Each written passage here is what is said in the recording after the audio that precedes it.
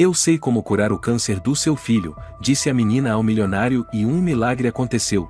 Olá a todos. Aproveitem esses momentos de relaxamento enquanto assistem. São Paulo, novembro. A chuva caía sem parar, pesada e sombria, como se quisesse lavar os últimos vestígios de esperança da humanidade.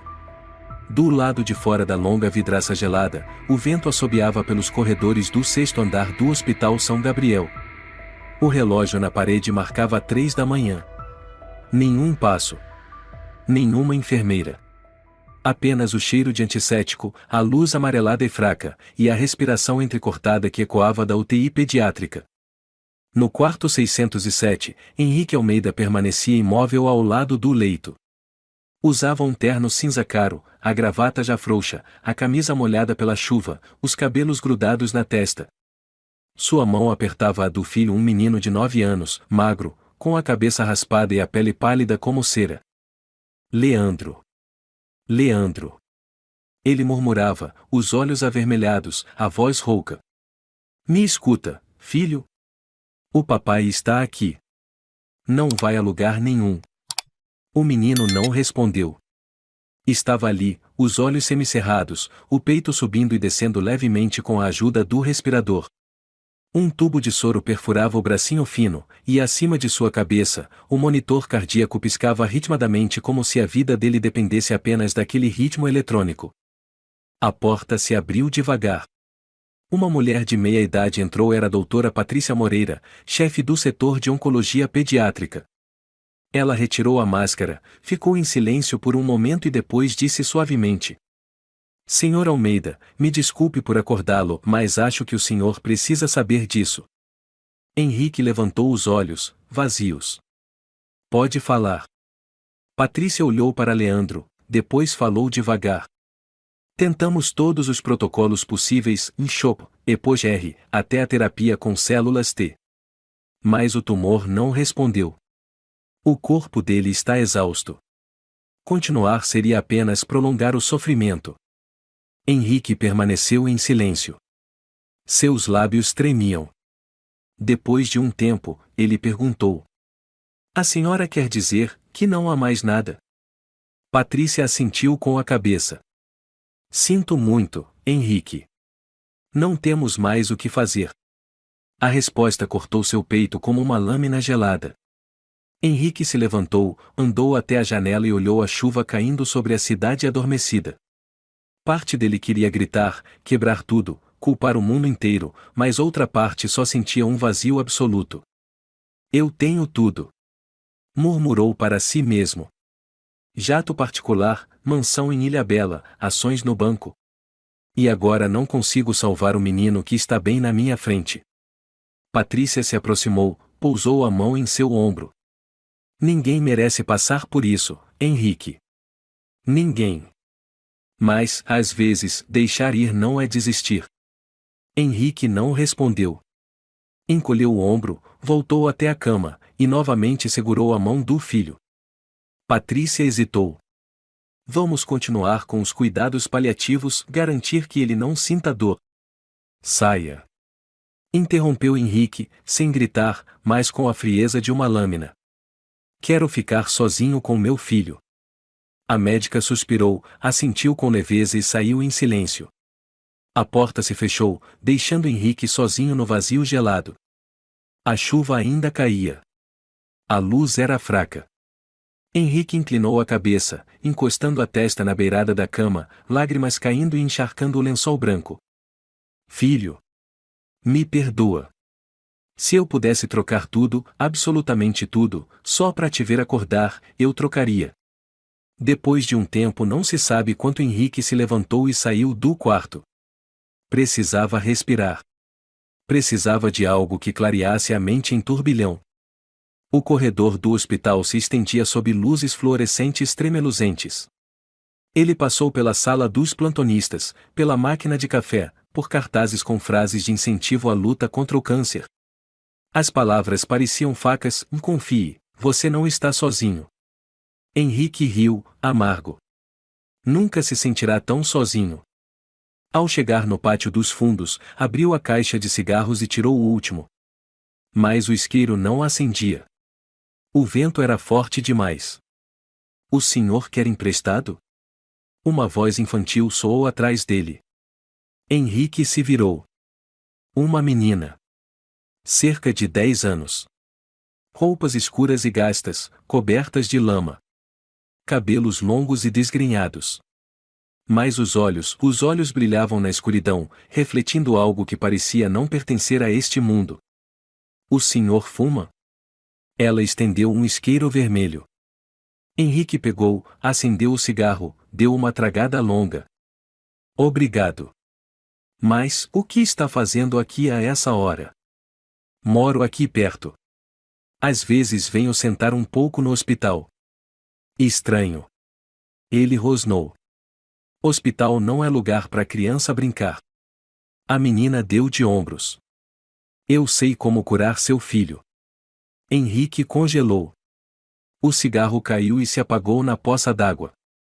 Ele encarou a garota, os olhos arregalados. O que você disse? O senhor ouviu bem. A voz dela era indiferente. Eu sei como curar o Leandro.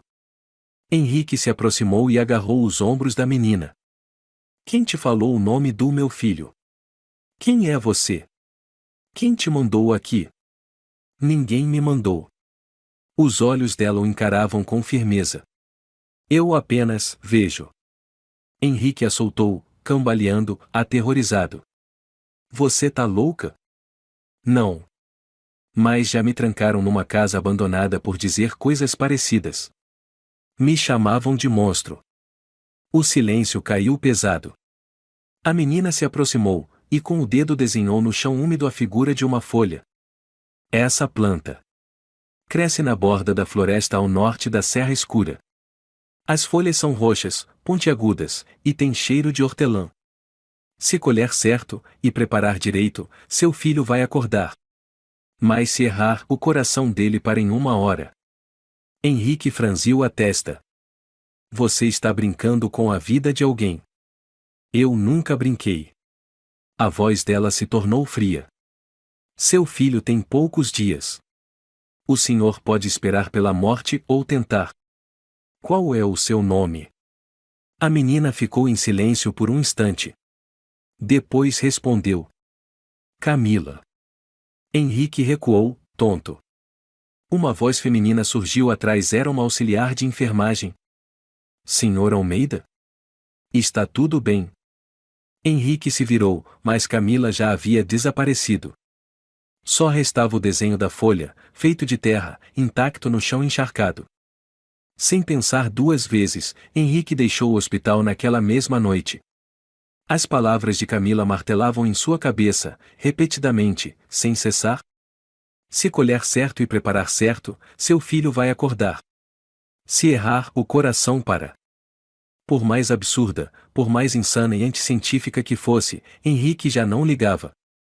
Tinha perdido demais para continuar acreditando nas rotas convencionais. Seu filho morria a cada hora. E agora, ele estava disposto a acreditar em qualquer coisa, até mesmo num milagre vindo de uma menina desconhecida. O Range Rover disparou pela rodovia Fernão Dias sob o dilúvio. Os limpadores mal davam conta da enxurrada, as luzes da estrada se desfocavam como miragens. Henrique apertava o volante com força, os olhos fixos no caminho rumo ao norte, onde a Serra Escura se erguia como uma mancha no mapa biológico do Brasil. Quase 2 horas depois, ele entrou numa trilha de terra que levava à floresta. Lama voava, as rodas deslizavam sobre buracos fundos. Só se ouvia a chuva batendo no teto do carro e o coração dele acelerado. O GPS falhou.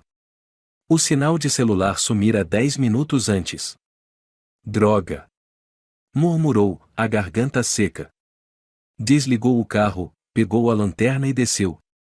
A lama cobria os tornozelos. O vento cortava entre os pinheiros, gélido.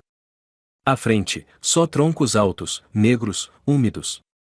Atrás, a luz fraca do farol, a única que lhe restava. Seguiu como Camila indicara, em borda da floresta ao norte, folha roxa, cheiro de hortelã. Após 20 minutos lutando com o barro e espinhos, Henrique parou. Diante dele havia uma moita pequena, na altura do joelho, com folhas roxas, estreitas, e sim, com leve cheiro de hortelã. Meu Deus, é real! Sussurrou, o coração disparado. Abaixou-se para colher uma folha, mas de repente uma mão rude apertou seu pescoço por trás. Henrique entrou em pânico, se debateu, a lanterna caiu e rolou para o mato. Seu pescoço foi puxado para trás, ele tombou no chão encharcado. Antes que pudesse gritar, outra mão tapou sua boca com um pano embebido em algo químico. Tudo escureceu. Quando acordou, estava amarrado a uma cadeira de madeira dentro de uma cabana podre no meio da mata. O cheiro de mofo, madeira queimada e carne podre se misturavam. Estava dormente, com a boca amordaçada, o terno coberto de lama. Uma voz masculina ecoou por trás. Bem-vindo de volta, Henrique. Ainda lembra de mim? Henrique virou a cabeça. Um homem magro, cabelo desgrenhado, rosto encovado, roupas esfarrapadas mas com olhos ardendo de raiva e loucura. Rafael! Murmurou Henrique, depois de terem tirado o pano de sua boca. Rafael sorriu torto. Estou impressionado. Ainda lembra meu nome depois de tantos anos. Henrique engoliu seco. O que você está fazendo aqui? Esperando você. Rafael se aproximou, rosto colado ao dele. 20 anos, Henrique. 20 anos revivendo o freezer do Instituto São Bento. Lembra? Naquela noite de 2005, você e seus amiguinhos me trancaram no depósito frio, trancaram por fora, e foram embora. Você ainda gritou, finge que morreu, vai ser melhor para todo mundo. Henrique abaixou o olhar. As memórias soterradas voltaram como ondas escuras. Rafael era o melhor aluno do ano abaixo, odiado pelos valentões ricos. E Henrique, o líder do grupo, foi quem o condenou. Eu quase morri naquela noite. Rafael falava com raiva. Sofri lesão neurológica, perdi a bolsa, meu pai se matou, minha mãe enlouqueceu. Perdi tudo. E você foi pra faculdade, virou milionário, vive em mansões. Rafael. Henrique mal respirava. Eu era jovem. E estúpido. Me desculpa. Eu não sabia tudo que você sofreu. Rafael gargalhou. Um riso que cortava como faca. Desculpa? Depois de 20 anos, você acha que um pedido de desculpas basta para eu te perdoar? Rafael tirou do bolso um punhado de folhas roxas, exatamente o mesmo tipo que Henrique havia visto. Ele soltou uma a uma sobre o fogo brando no centro da cabana. Sabe, Henrique, disse ele, com uma voz estranhamente serena, cada uma dessas folhas poderia salvar seu filho. Mas agora, eu vou queimar cada uma delas. Como você queimou a minha vida. Rafael, você enlouqueceu. Para com isso. Por favor. Eu te imploro. Henrique se debatia. Mas as cordas estavam tão apertadas que seus braços doíam e formigavam. Rafael continuava, impassível, jogando folha por folha no fogo. A fumaça subia, espalhando um cheiro doce de hortelã, o aroma da esperança que agora se tornava o cheiro do ódio. Sabe como eu aprendi a sobreviver? Rafael encarou Henrique. Vivi em hospícios, na floresta, roubando comida, usando ervas para curar feridas. Eu sei o valor de cada folha dessas. Já sonhei em salvar alguém. Mas agora, só quero que você se sinta tão impotente quanto eu me senti. Eu te imploro. Gritou Henrique. Leandro é só uma criança. Ele não tem nada a ver com isso. Deixa ele em paz. Ah, agora você entende o que é ou não ter nada a ver? Rafael se inclinou sobre o fogo.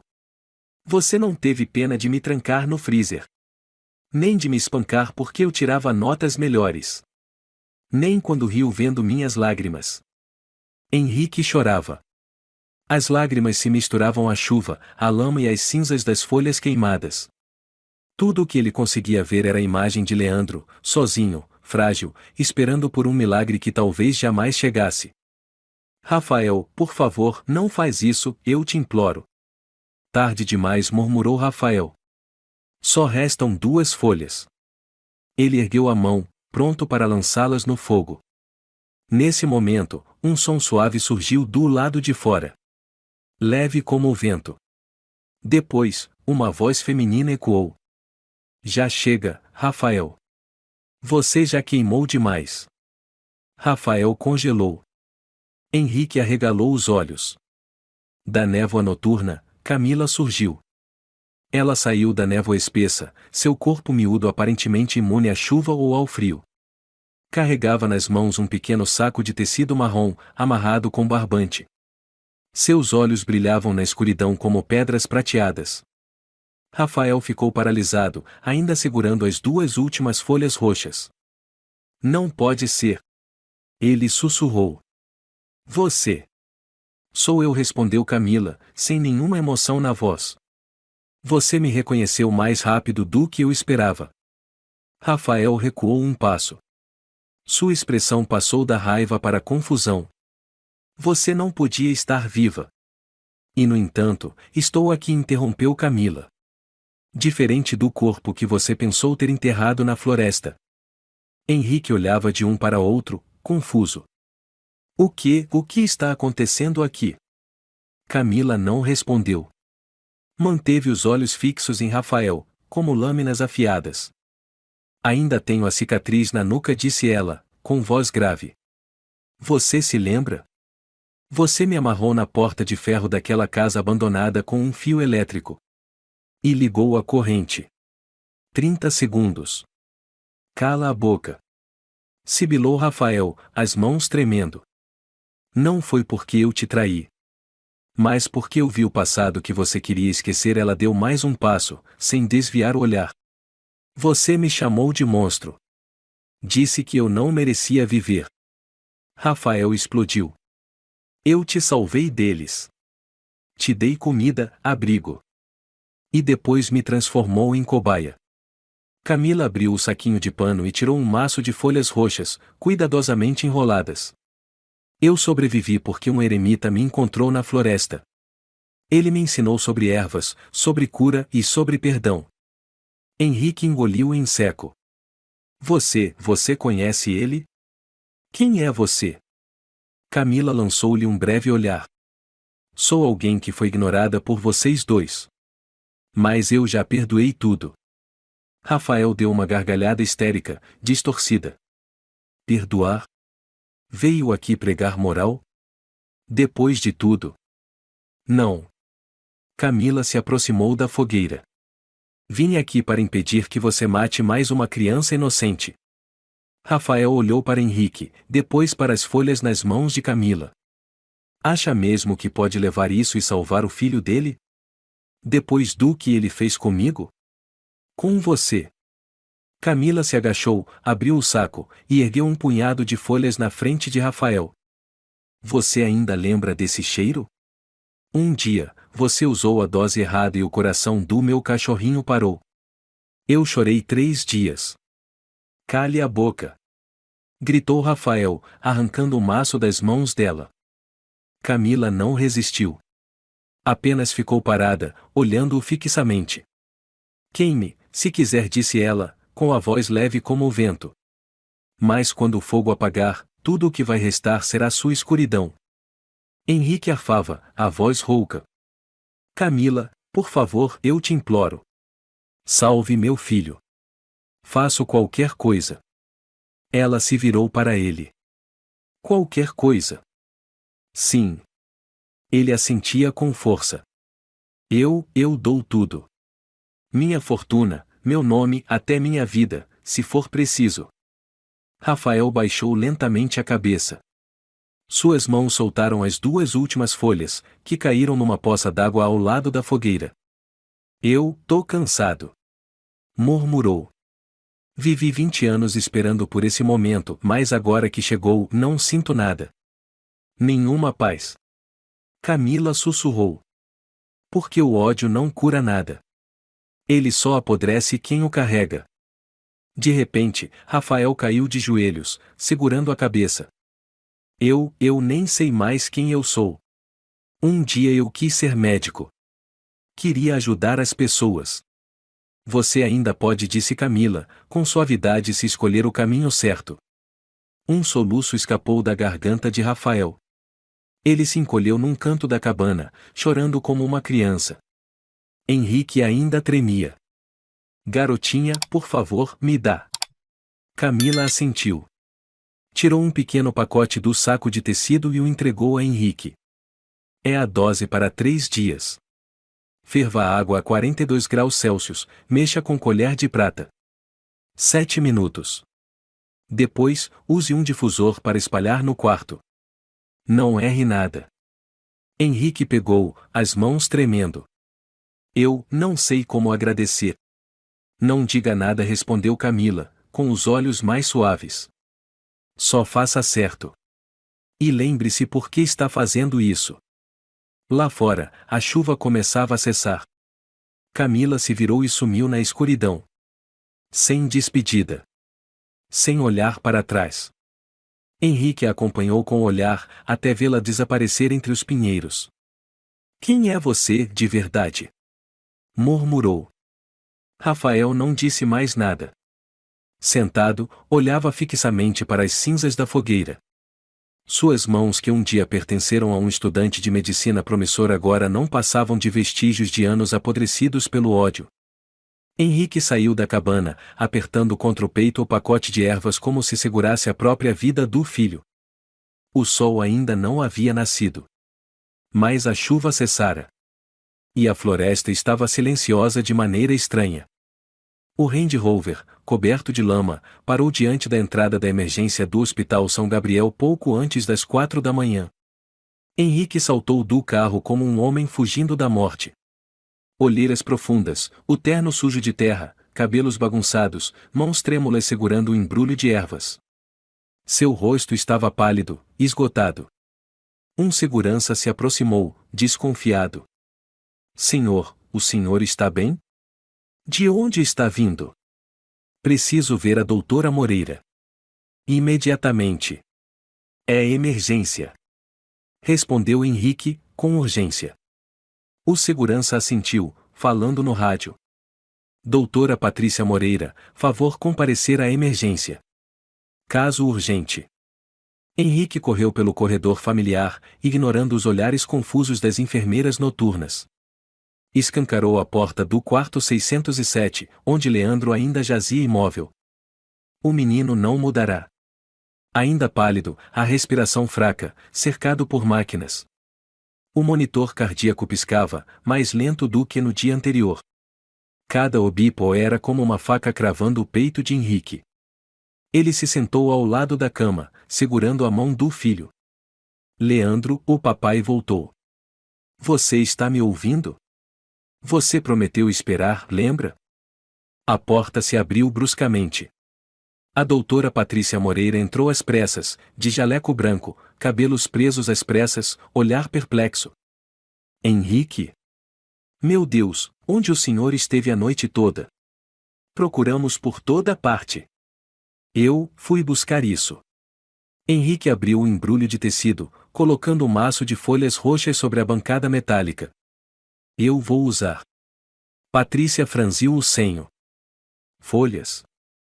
O senhor está brincando comigo? Não.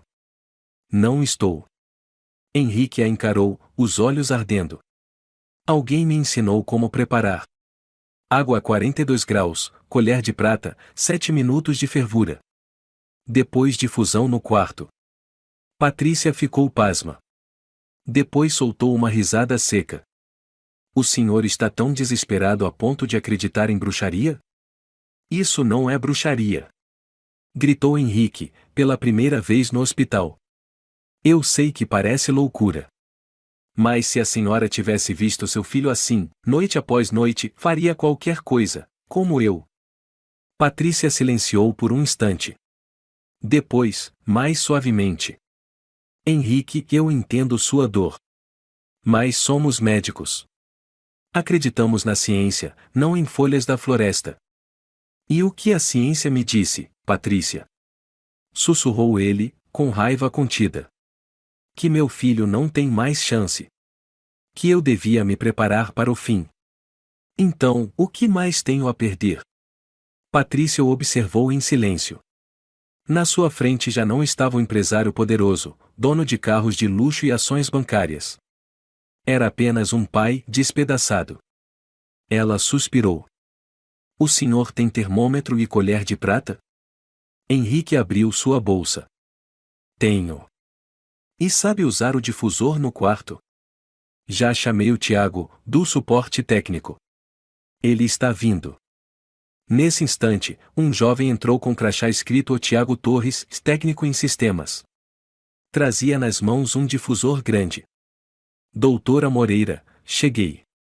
O senhor Almeida pediu que ajustássemos a dispersão para uma área de 15 metros quadrados. Patrícia assentiu. Prepare tudo. Mas eu vou acompanhar o procedimento inteiro. Se houver qualquer sinal de risco, interrompemos imediatamente. Combinado, disse Henrique. Juntos, ferveram a água exatamente a 42 graus Celsius, conferindo com um termômetro digital. Henrique mexeu com a colher de prata, murmurando as instruções de Camila como um mantra. 7 minutos. Nem mais.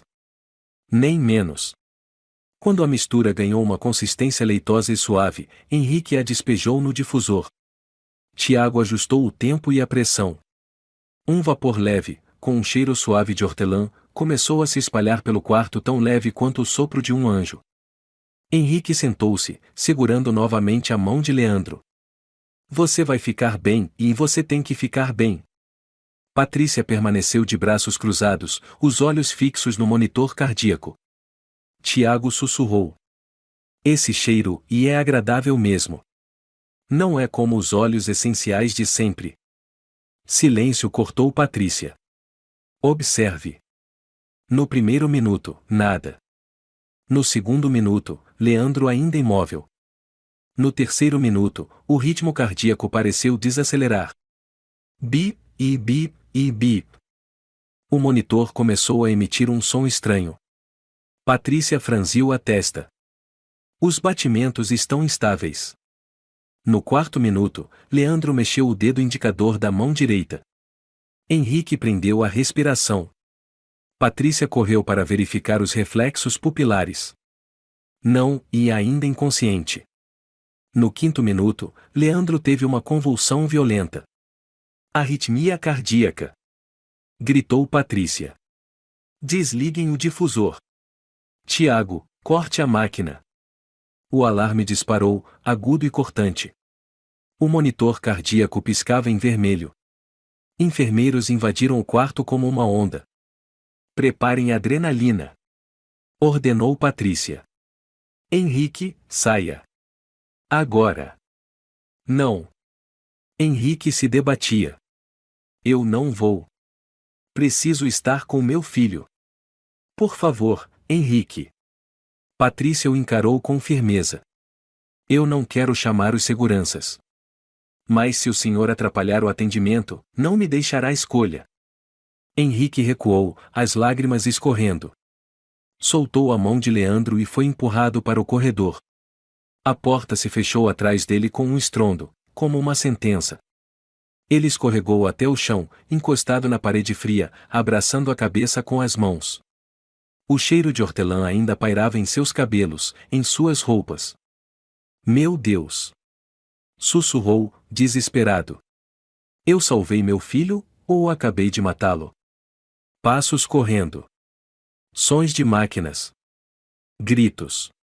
Tudo se misturava num pesadelo denso. Ele fechou os olhos. Mas a última imagem que lhe vinha era Leandro se debatendo, os lábios arroxeados. O corredor do sexto andar parecia congelado. Henrique continuava sentado no chão, mãos trêmulas cravadas nos cabelos, os ouvidos unindo com os sons do atendimento emergencial do quarto. Alarmes disparando, passos apressados de enfermeiras, a voz da doutora Patrícia Moreira ecoando firme como marteladas. Adrenalina, 1 miligrama. Rápido. Preparem o desfibrilador. Intubem.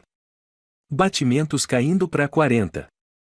Henrique encostou a cabeça na parede, murmurando como um louco. Por favor, e não leve meu menino, e a culpa é minha, e tudo culpa minha. Tiago Torres, o técnico, também fora retirado e agora se sentava a poucos metros dali, pálido. Senhor Almeida, e me desculpe, e eu não achei que o óleo.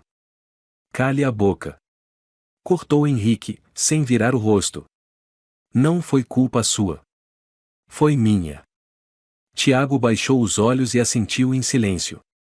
O tempo parecia paralisado. Cada minuto parecia uma hora. Henrique já não sabia se o dia havia amanhecido, se a chuva cessara, se ainda estava acordado ou sonhando. De repente, a porta se abriu. Patrícia saiu, suando, o jaleco manchado com sangue claro e resíduos de medicamentos. Henrique se levantou num salto. E então? Ele está vivo? Patrícia não respondeu de imediato. Aproximou-se e colocou a mão no ombro dele. A pressão estabilizou. Conseguimos controlar as convulsões. O menino ainda está entubado, mas há algo estranho. O quê? Henrique quase rosnou.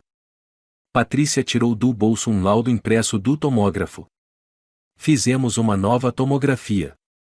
Como o senhor sabe, o tumor ocupava quase 80% da região mediastinal há 3 dias.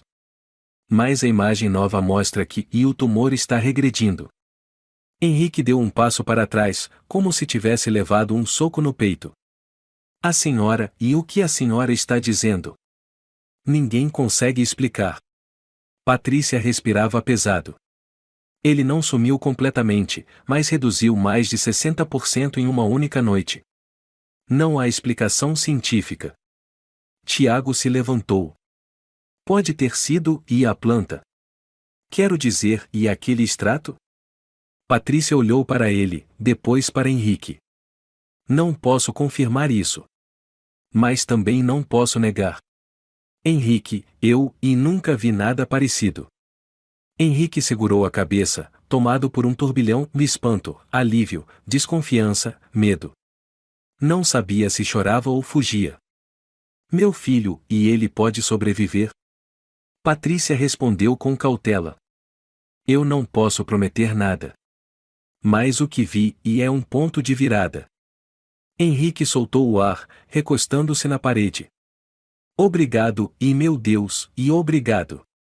1 hora depois, ele retornou ao quarto. Leandro ainda estava inconsciente, mas sua pele tinha um leve tom rosado.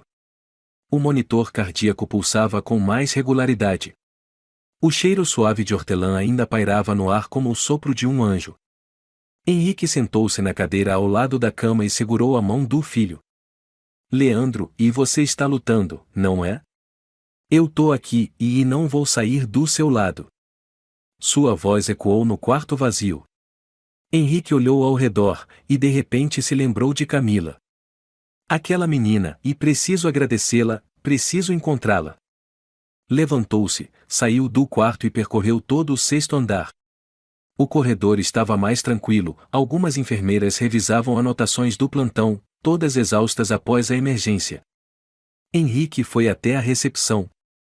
Com licença, a senhora viu uma menina por volta dos 10 anos, cabelo comprido, suéter marrom, que esteve aqui ontem à noite? A jovem enfermeira balançou a cabeça. Não, senhor. O plantão noturno só registrou entrada de adultos. Nenhuma criança deu entrada ontem à noite. Não pode ser. Henrique franziu o senho.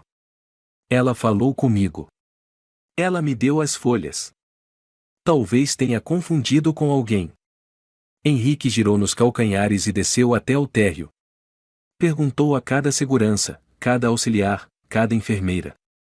Alguém viu uma menina de uns 10 anos por aqui? Todos balançavam a cabeça. Ninguém. Ninguém viu ela. Um jovem médico chamado André Pereira sorriu de leve. Pode ter sido fruto do estresse. Muitas pessoas em estado de choque visualizam figuras de conforto. Cale essa boca. Rosnou Henrique. Eu não estou louco. Eu sei o que vi. O doutor André recuou, sem graça. Henrique correu até a sala da segurança, bateu na mesa. Quero ver as imagens das câmeras do corredor dos fundos, às 2 da manhã de ontem. O plantonista, um sujeito gordo chamado Lucas Rocha, franziu a testa. Sem ordem judicial, o senhor não pode. Eu sou Henrique Almeida. Ele abriu a carteira, mostrando um cartão de visita corporativo imponente. Posso ligar pro meu advogado agora mesmo. É isso que quer? Lucas engoliu em seco. Tá bem, e só esse trecho. Eles assistiram juntos.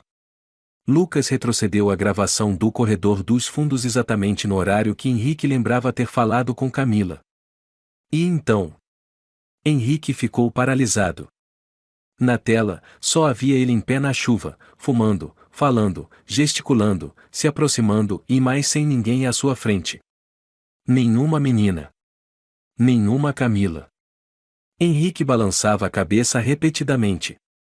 Não. Não pode ser. Ela estava aqui. Ela me deu o isqueiro. Ela desenhou a folha. Lucas permaneceu em silêncio. Na gravação, apenas um homem de meia idade conversando com o vazio. Henrique se endireitou, os olhos vermelhos. Droga, e que diabos é isso? Lucas tentou perguntar. O senhor tem certeza de que não estava em algum estado alterado, insônia talvez? Não diga mais nada. Cortou Henrique, saindo cambaleando da sala. Naquela noite, Henrique não dormiu. Sentou-se ao lado de Leandro, os olhos fixos na parede, ouvindo ainda, em algum canto da mente, a voz. Eu sei como curar o seu filho. Quem era aquela menina? Real? Alucinação? Fantasma? Anjo? Uma parte de Henrique queria fugir de tudo, com medo do que não podia explicar. Mas outra parte, mais profunda, sussurrava em seu coração. Meu filho está vivo. É isso que importa. Na manhã seguinte, quando Patrícia veio fazer a segunda ronda, Henrique fez apenas uma pergunta. Patrícia, se amanhã meu filho acordar, e no que você vai acreditar?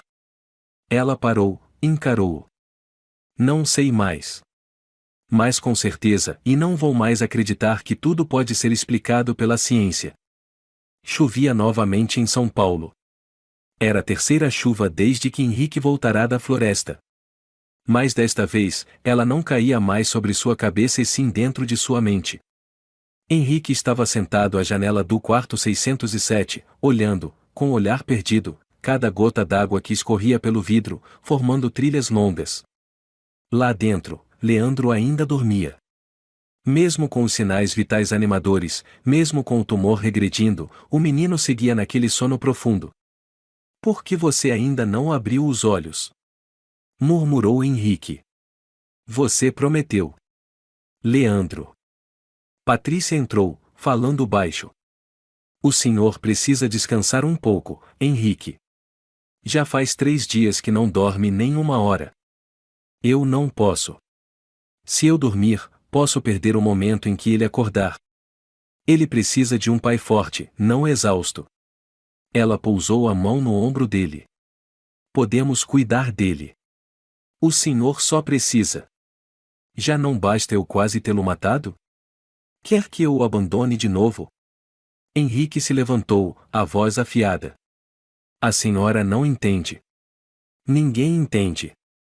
Patrícia suspirou e se afastou. Vou pedir para a enfermeira trazer uma sopa quente. O mínimo é se alimentar. Ela saiu do quarto, deixando Henrique sozinho. 1 hora depois, Henrique estava parado diante do portão do hospital, mesmo sob a chuva pesada que ainda caía. Vestia um sobretudo, a gola erguida, e um boné puxado para a frente, escondendo parcialmente o rosto. Foi até a farmácia mais próxima, a Farmácia Santa Luzia, e bateu com o pacote de folhas roxas que Camila lhe dera sobre o balcão. Uma farmacêutica idosa o olhou, surpresa. Senhor, o que é isso? Folhas. Quero saber de que espécie são. Se são venenosas. Se constam em alguma literatura médica. A farmacêutica abriu o pacote e franziu o nariz. Cheiro de hortelã, mas o formato não bate com menta nem sálvia. Onde o senhor conseguiu isso? Na floresta da Serra Escura. O rosto da farmacêutica empalideceu. Aquela floresta, o senhor foi sozinho? À noite? Sim. Por quê? Ninguém mais vai lá. Desde o caso das 3 crianças desaparecidas em 2009. A polícia nunca encontrou os corpos. Henrique ficou paralisado. Uma menina, chamada Camila, ela apareceu por aqui nos últimos dias? A senhora balançou a cabeça. Ninguém com esse nome. Mas, o senhor disse Camila? Uns 10 anos. Cabelos compridos? Isso mesmo. A mulher estremeceu levemente. 10 anos atrás houve uma menina assim que desapareceu naquela floresta. Dizem que foi sequestrada. Henrique congelou.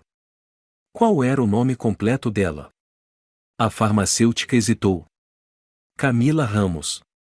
Lembro porque a mãe dela vinha aqui, chorava por semanas. Henrique quase deixou o pacote cair no chão. Não, não pode ser. Eu falei com essa menina. A farmacêutica perguntou com calma. O senhor a viu claramente? Henrique não respondeu. Apenas se virou e saiu correndo debaixo da chuva.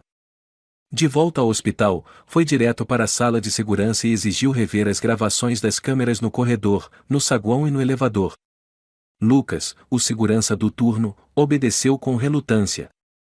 Eu sei que vi ela. Henrique exclamava.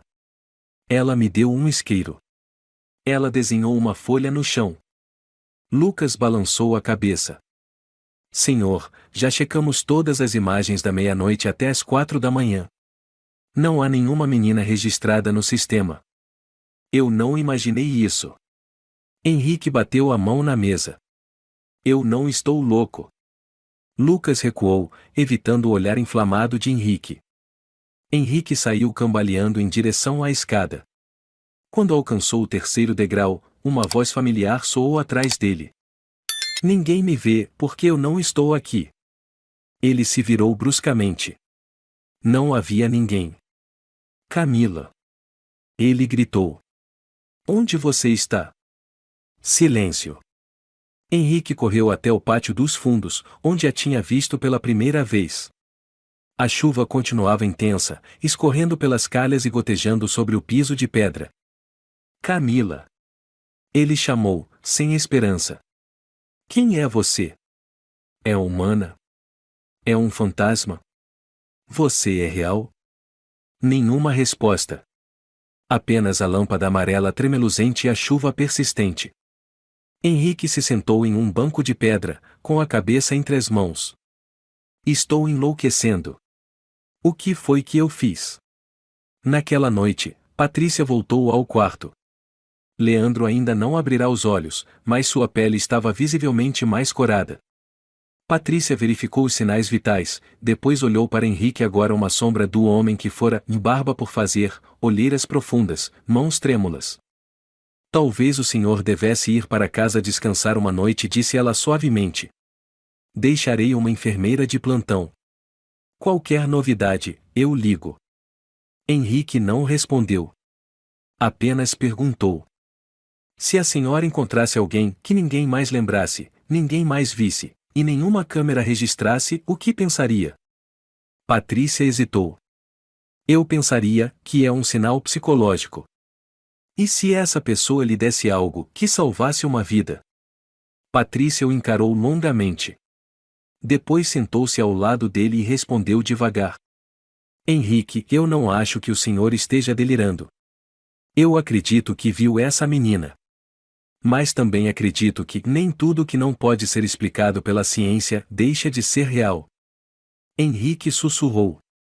Eu só tenho medo de ter uma dívida que nunca poderei pagar. Talvez, respondeu Patrícia. Mas talvez o senhor já tenha sido perdoado. Henrique fechou os olhos pela primeira vez em 3 dias. Mas, em vez de dormir, apenas mergulhou em imagens, em Camila em meio à floresta chuvosa, os olhos brilhando e desaparecendo na névoa. Na manhã seguinte, o céu ainda estava cinzento. O vento uivava pelas janelas do quarto 607, fazendo a moldura velha gemer. Lá dentro, a luz do teto espalhava um brilho amarelado e frio, como se até a iluminação estivesse à beira da morte. Patrícia entrou com uma prancheta nas mãos. Henrique ainda estava sentado na cadeira de madeira, encurvado, a cabeça apoiada ao lado da cama do filho, os olhos abertos mas sem foco. "O senhor não dormiu?" perguntou ela suavemente. "Não", Henrique murmurou. "Tenho medo que, se eu dormir, meu filho se vá, e eu não possa vê-lo uma última vez." Patrícia sentou-se à beirada da cama, colocou a prancheta na mesinha ao lado. "Tenho novidades." Henrique levantou o rosto, os olhos vermelhos. "Que tipo de novidade?" "A ressonância de hoje mostra que o tumor praticamente desapareceu." Henrique ficou imóvel. Patrícia falou devagar, como quem tem medo de quebrar algo frágil. "Não conseguimos explicar. 3 dias atrás, o tumor ocupava mais de 70% da região linfática. Agora, não chega a 10%. Sem necrose, sem lesão secundária. Já encaminhamos o relatório ao conselho médico." Henrique olhou para Leandro. O menino ainda respirava levemente, o rosto mais corado, mas os olhos continuavam fechados. "Então, meu filho foi salvo?" "Fisiologicamente, parece que sim." Patrícia respirou fundo. "Mas psicologicamente, ele ainda não responde. Pode levar tempo." Henrique engoliu seco, levantou-se e se aproximou do filho. Colocou a mão em sua testa, murmurando: "Leandro, se você estiver me ouvindo, por favor, só me dá um sinal, qualquer sinal." Nenhuma resposta. Ao meio-dia, Henrique tomou uma decisão: faria a última coisa que podia: procurar Camila. Chamou um funcionário do arquivo do hospital, um rapaz chamado Inácio Pereira, e pediu acesso à lista completa de pacientes e visitantes dos últimos 3 dias. Inácio coçou a cabeça enquanto revisava os arquivos eletrônicos. "Não há nenhuma Camila Ramos. Nenhuma menina entrou no hospital naquela noite. Nem nos registros, nem nas câmeras." "O senhor tem certeza do nome?" "Lembro de cada sílaba." Henrique insistiu. "E nas câmeras? Nenhum ângulo mostra a garota?" "Apenas o senhor, Sr. Almeida." Inácio apontou para a tela. "O senhor está lá, sozinho na chuva. Falando. Desenhando algo no chão. Não há mais ninguém." Henrique bateu com a mão na mesa. "E quanto à floresta? A polícia tem algo sobre Camila Ramos?" Inácio franziu o senho, digitou alguns comandos. Um arquivo antigo apareceu: Camila Ramos, nascida em 2013, desaparecida em 2022. Caso arquivado por falta de corpo. "Está vendo?" esbravejou Henrique. "Ela existiu." Inácio hesitou. "Mas, se ela desapareceu há 3 anos? Então, o senhor conversou com alguém que não poderia mais estar viva." Henrique saiu da sala de arquivos com a mente em colapso. Tudo em que acreditava: lógica, razão, até em si mesmo estava desmoronando. Voltou ao quarto 607. Leandro ainda estava ali. Naquela noite, por volta das 21 horas, Patrícia entrou novamente. "O senhor deveria ir descansar", disse com gentileza. "Passa todas as noites aqui. Seu corpo vai ceder." Henrique apenas balançou a cabeça. Quando ela se virou para sair, ele perguntou: "A senhora já acreditou que alguém é enviado para salvar outra pessoa e depois desaparece?" Ela parou. "Talvez. Na forma de um médico. De uma enfermeira. Ou de uma menina em meio à floresta." Henrique virou-se para ela. "A senhora acredita em mim?" "Eu não preciso acreditar", respondeu Patrícia. "Eu vejo os resultados. O menino está melhorando. E o senhor, ainda que pareça louco, nunca esteve tão lúcido." Naquela noite, Henrique não dormiu. Ficou em pé, olhando o filho, e depois as gotas de chuva escorrendo pela janela. Na manhã seguinte, Leandro acordou. Abriu os olhos, virou-se para o pai e, com a mão trêmula, segurou a dele. Henrique cochilava na cadeira. O calor súbito em sua mão o despertou. Leandro? Ele se inclinou para perto do rosto do menino. O garoto olhou, os olhos ainda turvos de quem desperta de um coma. Mas havia vida ali. Não era mais o olhar perdido dos últimos 3 dias. Pai! Sussurrou Leandro. Eu vi uma menina me guiando por uma floresta de luz. Ela disse que eu podia voltar. Henrique ficou em choque. Seu coração parecia ser apertado. O que disse? Camila. Leandro assentiu, os lábios rachados murmurando. Ela sorriu para mim. Disse que eu não precisava ter medo, só precisava acreditar. Henrique abaixou-se e o abraçou forte. Eu acredito em tudo. Obrigado, meu Deus, por me devolver meu filho. O choro de Henrique explodiu, abafado, enquanto o som do monitor cardíaco pulsava firme um novo batimento de vida. Naquele instante, ele não era mais um milionário, nem um homem quebrado, era apenas um pai, recebendo uma segunda chance. Patrícia entrou minutos depois, após ser informada da notícia. Leandro acordou. Quase gritou. Henrique assentiu, os olhos ainda marejados. Doutora, meu filho acordou de verdade. Patrícia correu para verificar pupilas, reflexos, pressão. Ficou muda. Não é possível, reflexos perfeitos, pele quente, olhos focados. Meu Deus! Leandro a encarou. A senhora é médica? Sim, meu amor, sorriu Patrícia, emocionada. Eu sou a doutora Patrícia. Como você está se sentindo? Leandro sorriu de leve. Com fome. O quarto explodiu em risadas. Patrícia assentiu. Ótimo. Muito bom. Henrique, vamos tirar ele daqui. Henrique apertou a mão de Patrícia. Obrigado por ter acreditado em mim, nem que fosse um pouco. Patrícia respondeu suavemente. Eu não acreditei no Senhor. Eu acreditei no menino. E acreditei no que não se pode explicar. Alguns dias depois, Leandro foi transferido da UTI. Sua recuperação foi impressionante. Já conseguia andar, se alimentava bem e até sorria, algo que, 2 semanas antes, parecia um sonho distante. A notícia sobre o caso de recuperação milagrosa se espalhou pelo hospital. Alguns médicos foram pessoalmente visitar o menino. Henrique recusou todas as entrevistas. Só queria permanecer em silêncio, ao lado do filho. Certa manhã, enquanto uma enfermeira media a pressão de Leandro, uma mulher vestida com roupa hospitalar entrou. Com licença. Disse ela suavemente. Ouvi dizer que esse menino foi curado com... O que mesmo? Óleo essencial de hortelã? Patrícia, que registrava os dados no prontuário, virou-se. Não, senhora. Nós não confirmamos isso.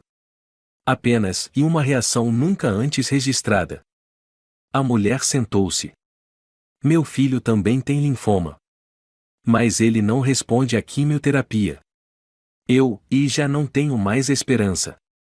Henrique ficou em silêncio. Olhou nos olhos daquela mulher o mesmo olhar que ele viu no espelho 3 semanas antes. Levantou-se e se aproximou.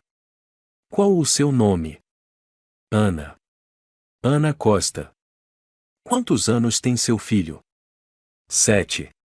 O nome dele é Marina. Henrique sentou-se ao lado. A senhora estaria disposta a fazer algo muito incomum e mais que pode ser a última chance? Ana assentiu, com lágrimas escorrendo. Eu faria qualquer coisa. Rezar, tomar chá de folhas e até conversar com fantasmas. Henrique sorriu levemente. Não precisa conversar com fantasmas. Só precisa plantar uma semente. Naquele dia, ao voltar para seu apartamento, Henrique encontrou uma pequena caixa de madeira deixada em frente à porta. Ninguém sabia quem a havia deixado. Nenhuma câmera registrara nada. Ele a abriu.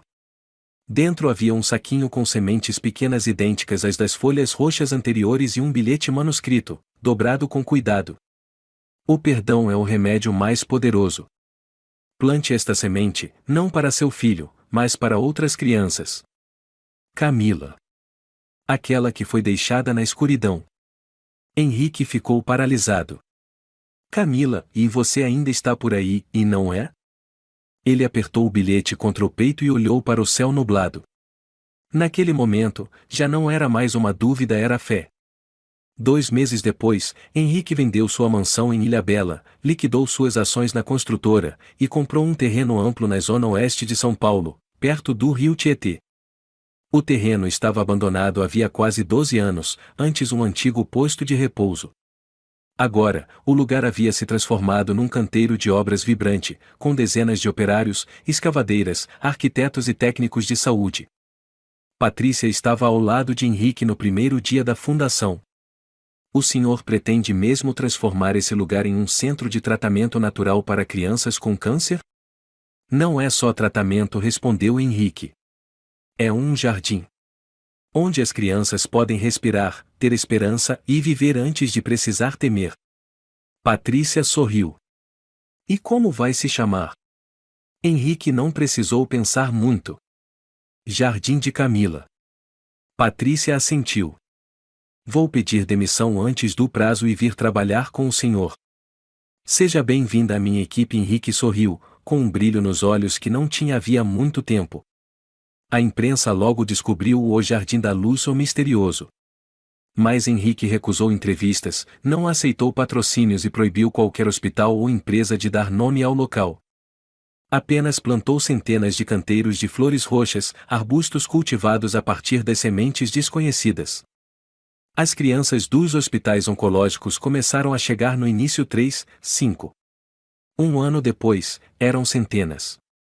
Elas aprendiam a preparar chá das folhas, meditavam sob o sol da manhã e contavam histórias à sombra das árvores. Uma delas disse certa vez: Eu não sei se vou sarar. Mas aqui e eu não tenho mais medo. Para Henrique, isso já era uma vitória. Numa tarde, com o sol começando a se pôr, Leandro, agora com 10 anos e meio, correu entre os arbustos roxos e gritou: Pai! Chegou mais uma carta. Depois usou o difusor de óleo essencial para perfumar o ambiente. Você cumpriu sua palavra. Agora você entende, não é? Às vezes, para voltar a viver, é preciso morrer uma vez. Camila. Henrique ergueu os olhos em direção à floresta distante, onde as flores roxas balançavam como ondas. Ele sussurrou: Obrigado, Camila, e por trazer meu filho de volta. 2 anos após a inauguração do Jardim de Camila, o lugar tornou-se destino de famílias que achavam ter perdido tudo. As flores roxas preenchiam todo o terreno, e a cada primavera, crianças carecas corriam entre os canteiros, rindo como se o vale inteiro respirasse com elas. Henrique continuava ali todos os dias, regando as plantas, conversando com os pequenos, ouvindo histórias que ninguém queria escutar nos hospitais. Mas numa manhã de junho, aquela paz foi interrompida. Patrícia entrou às pressas na sala de Henrique. O senhor viu o noticiário da manhã? Henrique levantou os olhos de seu caderno de anotações. Ainda não. O que houve? Rafael. Ele apareceu em um canal local. Contou tudo sobre o tempo no internato. Inclusive que o senhor o trancou no freezer. Henrique ficou em silêncio. Patrícia continuou. Ele disse que o senhor foi o culpado. Que o senhor destruiu o futuro dele. E... Ela hesitou e insinuou que o Jardim de Camila é uma forma de o encobrir crimes antigos com perdão falso. Henrique suspirou. Eu sempre soube que esse dia chegaria. Patrícia sugeriu. Podemos fazer uma coletiva e negar. Ou contratar um advogado. Não interrompeu Henrique. Eu vou enfrentar. Sem mais fugas. Naquele mesmo dia, ele convocou uma coletiva no jardim.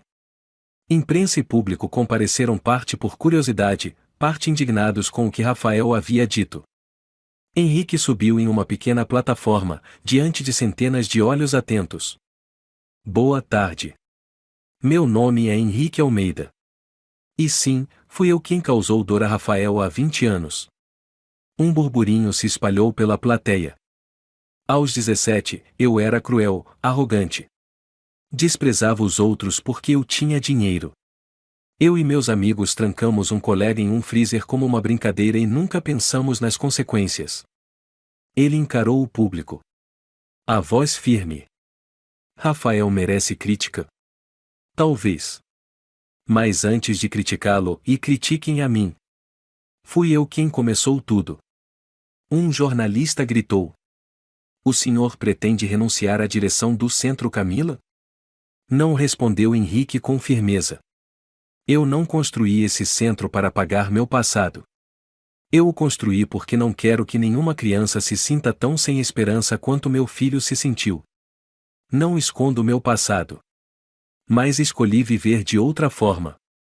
Uma mãe se levantou na plateia. Era Ana Costa, mãe de Marina. Achei que tinha perdido minha filha. Mas Henrique e esse jardim a salvaram. Não importa o que ele fez antes. Hoje, ele é a razão de algo bom. Outra pessoa falou. Com meu filho foi igual. Aqui, ele dormiu em paz pela primeira vez em 6 meses. Aplausos surgiram não altos, mas genuínos. Patrícia aproximou-se, colocando a mão no ombro de Henrique. Estamos com o senhor. No dia seguinte, Rafael apareceu de novo na televisão, mas desta vez, em outra postura. Não ria mais como antes. Estava sentado sob a luz do estúdio, em silêncio. O apresentador perguntou. O senhor se arrepende de ter contado o passado ao vivo? Rafael olhou para a câmera. Em parte, sim.